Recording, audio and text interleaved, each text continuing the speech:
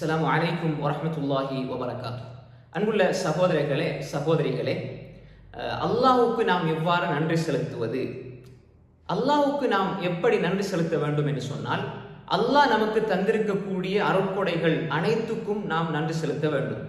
அல்லாஹ் தந்திருக்கக்கூடிய மிகப்பெரிய அருட்கொடை இந்த மார்க்கம் தீனுல் இஸ்லாம். அல்லாஹ் தீனை தந்திருக்கிறான், அதற்கு நாம் நன்றி செலுத்த வேண்டும்.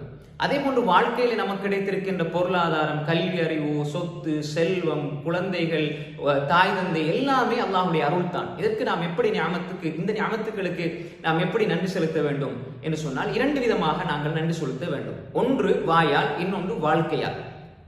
முதலாவதாக வாழ்க்கையால் நாம் எப்படி நன்றி செலுத்த வேண்டும் என்று சொன்னால், அல்லாஹ் எந்த நியமத்தை தந்திருக்கிறானோ அந்த நியமத்தை நாம் அல்லாஹ்வுக்காக பயன்படுத்த வேண்டும். அல்லாஹ் தீனை தந்திருக்கிறான், நாம் அல்லாஹ்வுக்கு கட்டுப்பட்டு இந்த மார்க்கத்திற்குள்ளே முழுமையாக சென்று நாம் எல்லா கடமைகளையும் நிறைவேற்ற வேண்டும். தொழுகை, நோன்பு, ஜகாத், நம்மளால் முடியுமான அனைத்து கடமைகளையும் செய்ய வேண்டும். அதே மாதிரி அல்லாஹ்வுடைய அனைத்து கட்டளைகளையும் என்னுடைய வாழ்க்கையை எடுத்து நடக்க வேண்டும். அல்லாஹ் பெற்றோர்களை தந்திருக்கிறான் என்றால் அவர்களை பேணிக்கொள்ள வேண்டும். பிள்ளைகளை தந்திருந்தால் அவர்களை அல்லாஹ்வுக்காக வேண்டி வளர்க்க வேண்டும். அல்லாஹ்வுக்காக வேண்டி அவர்களை பயிற்றுவிக்க வேண்டும். இபாதத்துக்கள் செய்யக்கூடியவர்களாக மாற்ற வேண்டும். இது வாழ்க்கையோடு சம்பந்தப்பட்ட நன்றி செலுத்துதல்.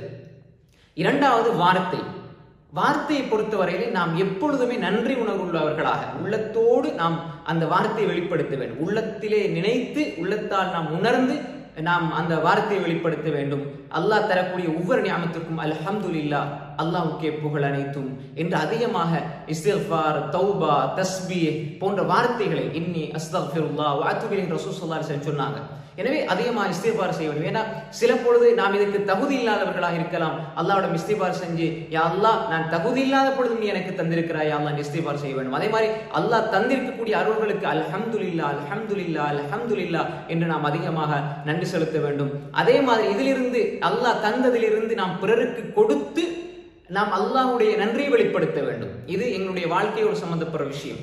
அப்ப எனவே வார்த்தைகள், எந்த ஒரு விடயம் நமக்கு கிடைத்தாலும் முதலாவது அல்ஹம்துலில்லாஹ், எல்லாமே அல்ஹம்துலில்லாஹ் என்ற வார்த்தையை நாம் அதிகப்படுத்திக் கொள்ள வேண்டும். ஏனென்றால் அல்ஹம்துலில்லாஹ் என்று சொல்வதன் மூலமாக அல்லாஹ் நியமத்துக்களை அதிகமாக தருவான் என்பது நாம் அறிஞர்களுடைய வாழ்க்கையில் நாம் பார்க்கிறோம். எனவே தான் அல்லாஹ் தஆலா சொல்கின்றான், وَإِذْ تَعَذَّنَ رَبُّكُمْ لَئِنْ شَكَرْتُمْ لَأَزِيدَنَّكُمْ وَلَئِنْ كَفَرْتُمْ إِنَّ عَذَابِي لَشَدِيدٌ. நீங்கள் நன்றி செலுத்தினால் நான் அதிகப்படுத்தி தருவேன். எனவே இந்த நன்றி உணர்வு வாயாலும் உள்ளத்தாலும் வாழ்க்கையாலும் இருக்கின்ற பொழுது அல்லாஹ் அதை அதிகப்படுத்தியே எங்களுக்கு தந்து கொண்டிருப்பான். அதே மாதிரி ஃபத்குரூனி அத்குருக்கும் வஷ்குரூலி வலா தக்ஃபுரூன், நீங்கள் என்னை ஞாபகப்படுத்துங்கள், நான் உங்களை ஞாபகப்படுத்துகிறேன், நீங்கள் எனக்கு நன்றி செலுத்துங்கள், என்னை நீங்கள் நிராகரித்து விடாதீர்கள், புறக்கணித்து விடாதீர்கள். எனவே அன்புக்குரிய சகோதரிகளே நாங்கள் நன்றி உணர்வுள்ளவர்களாக இருக்க வேண்டும். நன்றியை நாம் வாயாலும் வார்த்தை